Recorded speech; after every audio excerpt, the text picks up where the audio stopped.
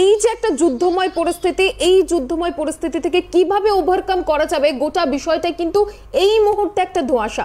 তবে তার এফেক্ট পড়তে পারে অর্থনীতিতে, ভারতের অর্থনীতিতেও একটা বড়সড় প্রভাব পড়তে পারে, সোনার দাম বাড়তে পারে, তেমনটাই বলা যাচ্ছে।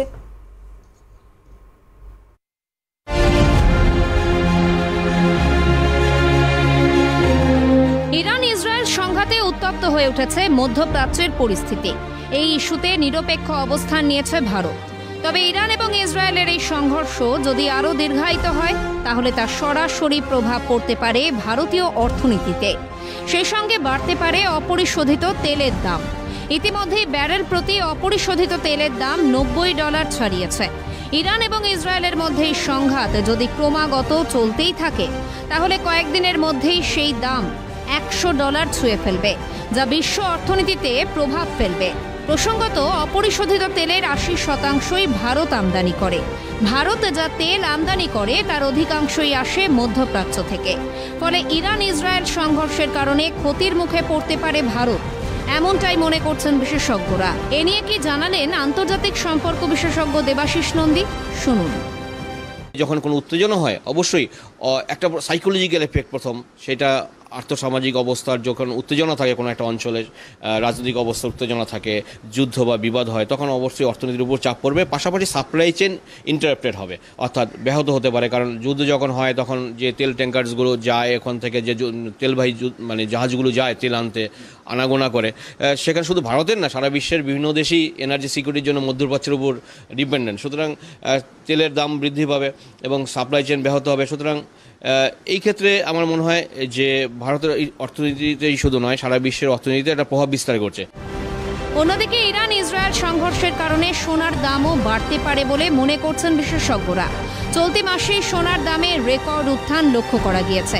এই অবস্থায় ইরান ইসরায়েলের যুদ্ধের কারণে সোনার দাম ফের ঊর্ধ্বমুখী হতে পারে বলে মনে করা হচ্ছে। ক্যালকাটা নিউজ। একেবারে মাসুমা, যেমনটা আমরা দেখলাম, ইরান ইসরায়েলের দিকে আমাদের সকলেরই নজর রয়েছে এবং ভারতীয় অর্থনীতিতে এর কি প্রভাব পড়বে সেদিকেও আমরা নজর রাখলাম। তবে যে কোনো দেশের যুদ্ধক্ষেত্রে আমাদের কিন্তু অবশ্যই নজর রাখতে হবে অস্ত্র ভান্ডারের দিকে। এই ইরান ইসরায়েল যুদ্ধ পরিস্থিতি উদ্ভূত হওয়ায় আমরা জানি যে আমরা গোটা বিশ্বেরই মানুষ যথেষ্টই উদ্বিগ্ন।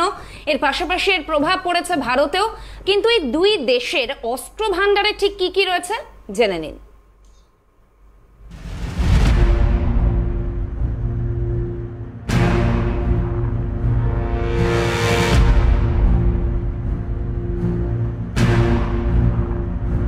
ইরান ইসরায়েল যুদ্ধ উস্কে দিয়েছে তৃতীয় বিশ্বযুদ্ধের সম্ভাবনা। উদ্বিগ্ন গোটা বিশ্ব, উদ্বেগ প্রকাশ করেছে ভারতও।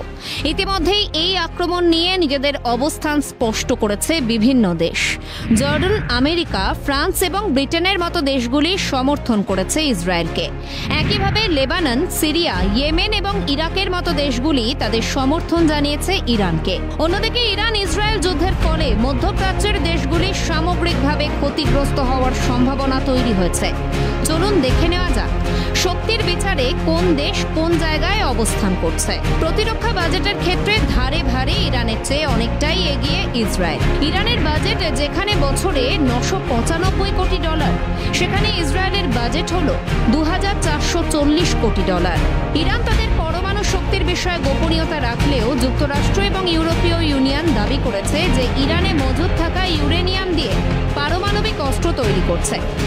SIPRI এর দেওয়া তথ্য অনুযায়ী মার্কিন যুক্তরাষ্ট্র, রাশিয়া, ব্রিটেন, ফ্রান্স, ভারত, চীন, পাকিস্তান, উত্তর কোরিয়া এবং ইসরায়েল, এই 9টি দেশের কাছে প্রায় 12,512টি পারমাণবিক অস্ত্র আছে।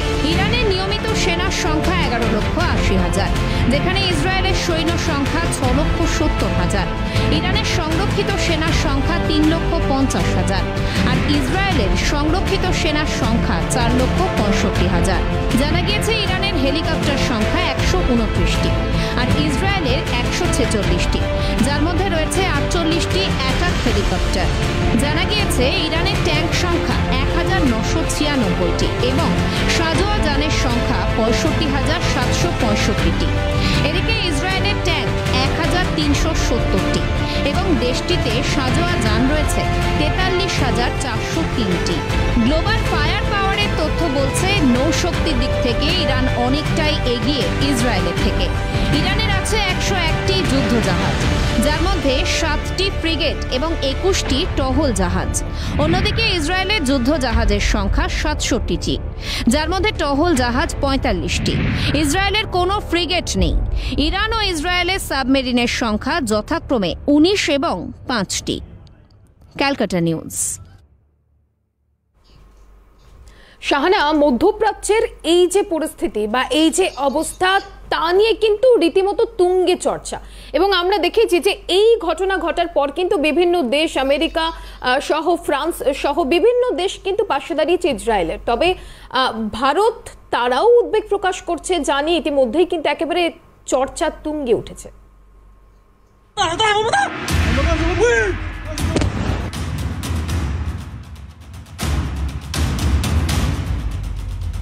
ইরান ইসরায়েল সংঘাত নিয়ে উত্তপ্ত মধ্যপ্রাচ্যের পরিস্থিতি। শনিবার গভীর রাতে ইসরায়েলের বুকে হামলা চালায় ইরান। ইরানের ইসলামিক রেভলিউশনারি গার্ড কর্পস জানিয়েছে, অপারেশন ট্রু প্রমিসের আওতায় ইসরায়েলকে লক্ষ্য করে ড্রোন এবং ক্ষেপণাস্ত্র ছোড়া হয়েছে। সূত্রের খবর, 185টি একমুখী আত্মঘাতী ড্রোন, 110টি মাঝারি পাল্লার ব্যালিস্টিক ক্ষেপণাস্ত্র এবং 36টি ল্যান্ড অ্যাটাক ক্রুজ ক্ষেপণাস্ত্র ছোড়া হয় ইরানের তরফে। তবে ইসরায়েলের আয়রন ডোম সেই হামলা অনেকটাই প্রতিহত করতে সক্ষম হয়েছে বলে খবর। এরই পাল্টা হিসেবে দক্ষিণ লেবাননে ইরান সমর্থিত আলহাজ রাদওয়ান ফোর্সের একটি সামরিক কম্পাউন্ডে বোমা হামলা চালায় ইসরায়েলের বায়ুসেনা। মধ্যপ্রাচ্যের এই অশান্ত পরিস্থিতি নিয়ে উদ্বিগ্ন ভারত। বিদেশ মন্ত্রকের তরফে বিবৃতি জারি করে বলা হয়েছে, আমরা অবিলম্বে শান্তি ফেরানো এবং হিংসা থেকে বিরত থাকার অনুরোধ করছে এবং উভয় দেশকেই কূটনীতির পথে ফিরতে বলা হচ্ছে। মধ্যপ্রাচ্যের এই অশান্ত পরিস্থিতির প্রভাব পড়তে পারে বিশ্ব অর্থনীতিতে, এমনটাই মত রাজনৈতিক বিশ্লেষকদের একাংশের। এ নিয়ে তুঙ্গে উঠেছে চর্চা। দুদেশের সঙ্গেই কথা বলা উচিত ভারতের, মত যাদবপুর বিশ্ববিদ্যালয়ের অধ্যাপক ইমন কল্যাণ লাহিড়ীর। দেশের সঙ্গে ভারতের কথা বলা প্রয়োজন, যাতে সার্বিকভাবে দুদেশের মানুষ, সাধারণ মানুষ যেন শান্তিতে থাকেন, ব্যবসা বাণিজ্য ইত্যাদি ভারতের সঙ্গে যেন কোনোভাবে ক্ষুণ্ণ না হয়। কারণ ইতিমধ্যে ইরানে কিন্তু ভারতের একটা বড় ইনভেস্টমেন্ট আছে এবং ইসরায়েলের সঙ্গে ভারতের সম্পর্ক খুব দীর্ঘমেয়াদী সম্পর্ক। এই ইস্যুতে ভারতের ধীরে চলনীতি হওয়া উচিত, মত আন্তর্জাতিক সম্পর্ক বিশেষজ্ঞ দেবাশিস নন্দীর। সুতরাং আমার মনে হয় ভারতের যে অবস্থান এই ক্ষেত্রে ধীরে চলনীতি হওয়া উচিত, কারণ মধ্যপ্রাচ্যের সবকটা দেশের সাথে আমাদের যে সম্পর্ক খুবই মজবুত। কারণ আমরা জানি নরেন্দ্র মোদী সেখানে হাই সিভিলিয়ান এয়ার পেয়েছে। ক্যালকাটা নিউজ।